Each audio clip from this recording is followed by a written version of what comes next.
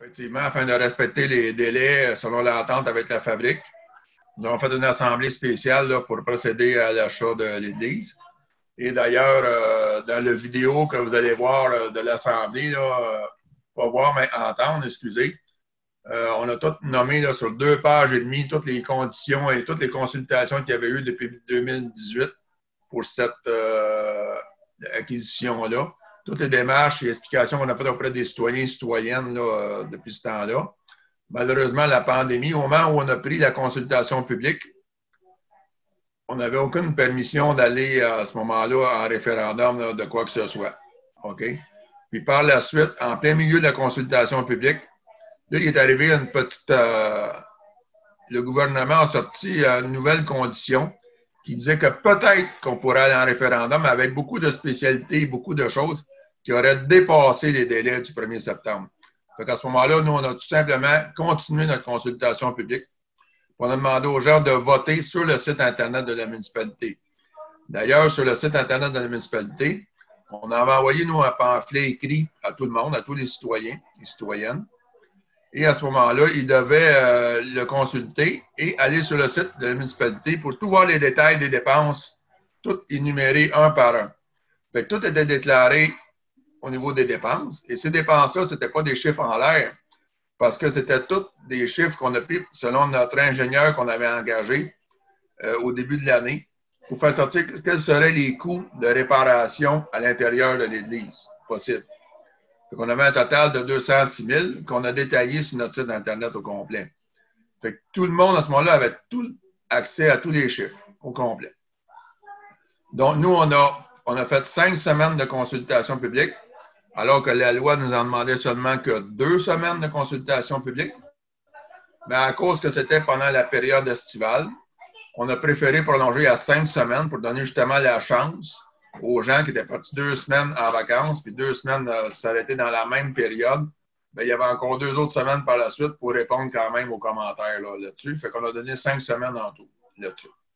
Et quel a été le résultat là, de la consultation? On a eu 64 % qui étaient pour l'achat de l'Église à ce moment-là. Donc, nous, on a été de l'avant là, en faisant une réunion spéciale là, le 19 août.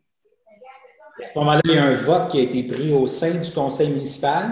Effectivement, il y a un vote qui a été pris. C'était adopté par majorité au niveau du conseil. On peut peut-être dire qui a voté pour, qui a voté contre? Oui. Juste un instant, s'il vous plaît. OK. On votait pour la résolution. On avait M. Benoît Desrochers, M. Serge Perrault, Mme Josée Leclerc et moi-même comme maire, je n'ai pas enregistré mon vote. Et on votait contre M. Claude Hull et Mme Joanne Pagé. Et on se rappellera qu'il y a une pétition qui a circulé dans le village demandant la prolongation de la période de consultation et l'ajout de rencontres d'information dans une salle et non de façon virtuelle. Elle aurait récolté plus de 300 signatures, je crois. Oui, effectivement. On a reçu cette pétition-là. J'ai rencontré d'ailleurs les conseillers Claude Hull et Joanne Pagé avant la réunion spéciale. Apparemment, après discussion avec eux, ce que j'ai entendu, ils auraient omis d'informer la population en passant la pétition qu'il y avait beaucoup d'informations sur le site de la municipalité, en mentionnant que tout simplement la municipalité n'était pas transparente parce qu'on avait mis des coûts de réparation de 206 000, mais qu'on ne donnait pas d'explication. Alors que sur le pamphlet qu'on avait passé, c'était bien détaillé d'aller voir sur le site de la municipalité que tous les détails étaient énumérés là au complet. Malheureusement, cette pétition-là, tant qu'à moi, personnellement, étant donné qu'ils auraient omis de mentionner aux gens en passant la pétition que tous les détails pour les réparations étaient faits par des professionnels et tous les détails étaient très bien inscrits, pour nous, la pétition, l'importance qu'elle avait n'était plus là, à cause de la mauvaise information qui était transmise à la population. Et là, quelles sont les prochaines étapes dans le dossier de l'Église? Présentement, c'est de faire, au niveau des arpenteurs, de séparer le cimetière de l'Église au niveau du terrain. Donc, on a mandaté en même temps les arpenteurs pour faire ça. Et aussitôt que ça, c'est complété, on pourra notarier avec la fabrique là, la transaction pour l'achat des listes. Si j'ai bien compris, là, vous avez aussi décidé d'acheter le terrain appartenant à la fabrique sur lequel se trouve une partie du terrain de soccer? Oui, effectivement, parce que la fabrique avait une entente avec la municipalité antérieurement pour nous prêter une partie du terrain qui était situé parallèlement au cimetière, qui est derrière le presbytère, qui a déjà été vendu d'ailleurs l'an passé.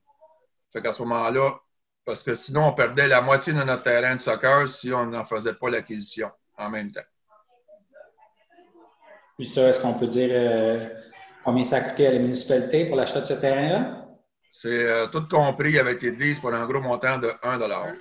À l'Assemblée spéciale, là, on avait octroyé aussi pour vider nos étangs aérés pour les bouts qui sont à l'intérieur. Fait qu'à ce moment-là, il y a eu une firme environnement Viridis au montant de 43 000 qui était octroyé là, pour vider les étangs aérés à ce moment-là. Ça complète notre assemblée spéciale qu'on avait eue à ce sujet-là la dernière fois. Et autre sujet, là, nous en avons parlé brièvement hier, mais dans notre bulletin, vous avez finalement eu la confirmation d'une aide du gouvernement du Québec pour les importants travaux au rang de la chaloupe dont on avait déjà parlé, ainsi qu'une aide pour l'installation de vos jeux d'eau dont on avait aussi parlé.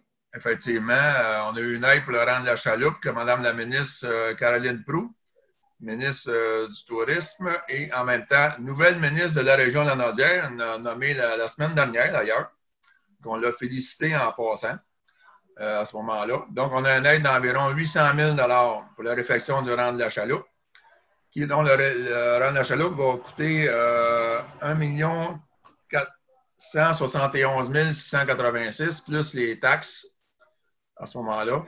Donc, c'est le nouveau programme qui a été bonifié par M. Legault dernièrement avec l'aide de 100 millions en infrastructure.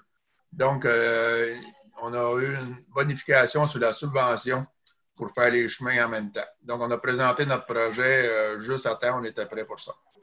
Je reviens tantôt aux jeux d'eau. Les jeux d'eau sont terminés chez nous depuis 15 jours. Puis, on a eu une subvention. On a été chercher environ 120 000 au programme La TEC.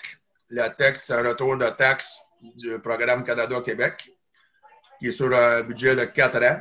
Donc, on pouvait aller chercher ce montant-là pour nous aider à financer les jeux d'eau.